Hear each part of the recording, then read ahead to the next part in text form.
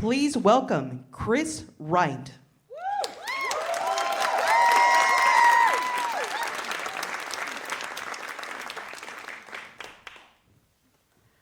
When I say the word kitchen, what comes to mind?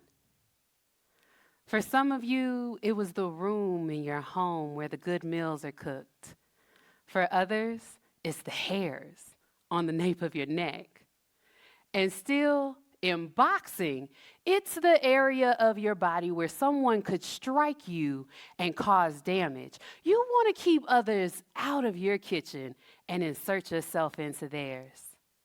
And there's mechanics on how to do that, an art form of 1 through 8 punches, blocks, and slips. And a boxing community shares those tips among themselves. But why do I know that when I have never been in a fight in my life? Because I have spent a lifetime chasing intellectual capital. I was born in 3rd Ward, the historic Black neighborhood of Houston, as you know.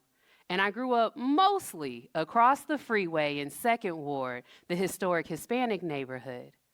And I also lived in just about every other area of the city for shorter spells. It was a reality of growing up below the poverty line. It could have been considered a harsh reality, but I consider it a blessing. Before I knew what intellectual capital was, I knew the value of it. At one school where they had plenty of resources and they were pushing technology early, I learned how to type. At another school where cultural awareness was key, I learned a powerful song called the National Black Anthem.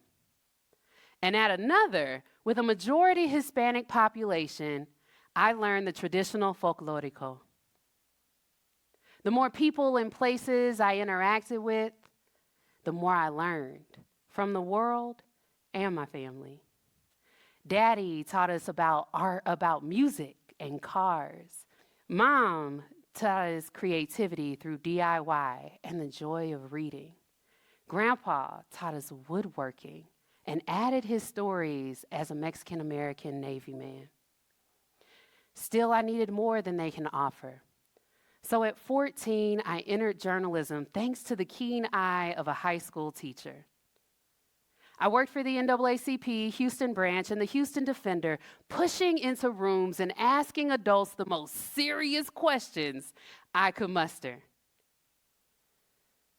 At 18, I left for Howard University, and since then, I have lived in 14 cities, have spoken one-on-one to more than 30,000 people. I've researched 25,000 unique topics, apparently enough to have earned me 3 PhDs. And I've worked in communities across the nation for more than 10,000 hours. All in the pursuit of intellectual capital. Now, when you hear me say intellectual capital, how many in this room think knowledge? Most people do, but it's more than that. Intellectual capital is technically a term that a company can use to measure its value. It includes 3 parts. The human capital is the knowledge and expertise that exists among the team. The structural capital are the systems set up to safeguard and deploy that human capital. And relational capital is the goodwill that the company and its leaders have earned in the community and its industry. To keep it simple, I call these 3 topics knowledge, infrastructure, and goodwill. Now, I don't know about you, but I am an entire company all in myself. There's an HR department, a finance department, a wellness center, and we meet on a regular basis, calling emergency meetings as needed. I posit that you and I also have a value in our knowledge, infrastructure, and goodwill. Your knowledge should be vast and varied. Be a master at a few topics and a jack of many, many many others. One of those masteries should be of yourself. Know you more than you know the person you love the most. Nikki Giovanni said it the best. If you don't understand yourself, then you don't understand anyone else. And then the infrastructure that you set up to safeguard and deploy that knowledge and mastery surrounds who you are. It's setting up auto pay so you don't forget to pay your bills. It's meal prepping because you know if you don't, you'll just eat fast food. For me, it's recognizing that whenever I speak, I sweat. And so whenever I hit the stage, a handy-dandy fan comes with me.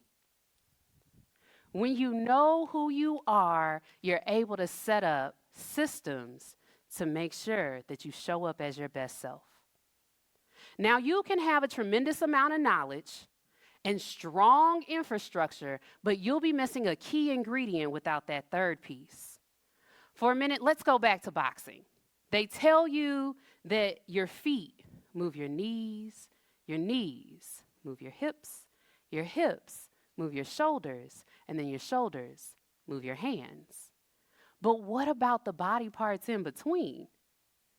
They support the entire movement, and without them, there is no impact.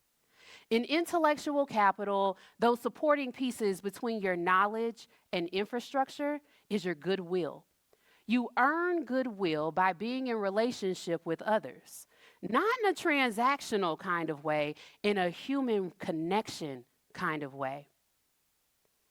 It's calling folks up to see how they're doing. It's showing up when someone they love passes. It's going for walks in parks, volunteering in your community, being of service before you're ever asked. It takes years, not minutes, of showing up and not expecting anything in return. So there you go, knowledge, infrastructure, and goodwill. With those three pillars, your dreams are more expansive and innovative. You're clearer that taking risks is just part of the journey, even the ones that land you in a valley. And should you hit those valleys, you have the people, infrastructure, and expertise to bounce back and make your mark on this world. For an example of how all this works, look no further than George Foreman, the twice heavyweight champion with nearly 2 decades between those honors. He was naturally talented at fisticuffs as a kid. And once he had the knowledge and infrastructure surrounding boxing, he went on to Olympic gold and then his first heavyweight championship. But he would lose that title just a year later, mainly because he was missing that knowledge and infrastructure of himself, and he had honestly depleted all of his goodwill. Nearly 20 years later, after learning about himself and gaining tons of goodwill, he entered the ring as the oldest boxer ever. Despite the odds, he became the heavyweight champion of the world. Knowledge, infrastructure, goodwill. There's an impact like this in all of us, but chasing money ain't gonna get it. First of all, you can't really get money or financial capital when we're feeling fancy without intellectual capital. And you can't keep it without knowing what to do with it, having the infrastructure to support it, and having the goodwill in your network to multiply it. So put your focus on intellectual capital instead. So how do you start acquiring intellectual capital? Honestly, there are no right answers. Each of us is on our own unique journey, so the acquisition process is going to be different. Start where you feel the most comfortable. If learning is your thing, start there. Read, watch, and study. If you enjoy systems, start with infrastructure. Create small routines for yourself to make life easier so you have additional bandwidth.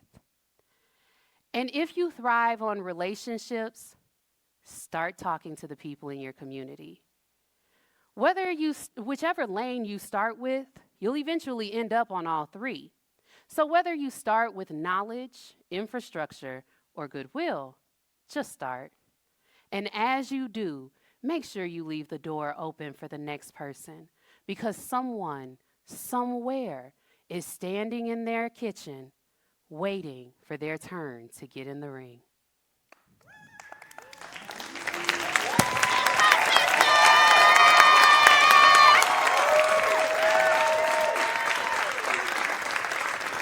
That was Cris Wright.